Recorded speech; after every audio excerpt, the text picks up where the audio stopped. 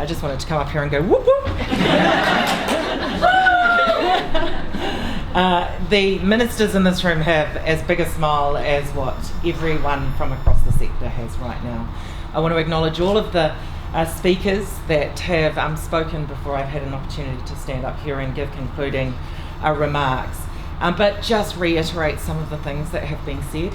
This is only fair. The disparities that have been caused by the differential pay have had real impacts for our social sector. I don't believe, and none of us do, I think, that you should have to choose where you work based on where you can get the better pay. But the reality is that for heaps of our social workers, financial considerations have to be taken because you all have whānau that you need to look after as well. And so the fact that you can now make the decision on where you work as a social worker based on what you are passionate about and where you want to work is a real win for social workers.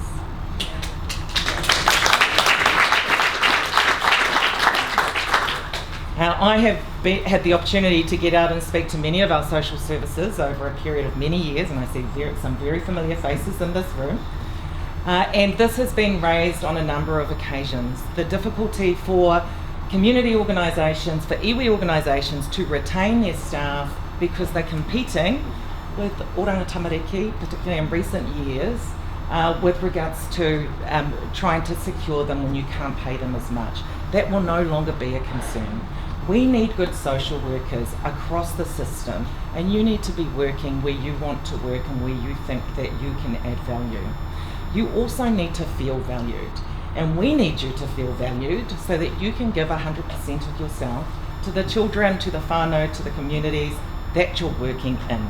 And so we are hoping that now that we have resolved this issue, that will uplift you and not only support you in your personal lives, but support you in your professional lives so that you can give even more, perhaps, to the whānau that you are working with. To all of you in the room that have fought for this, thank you so much.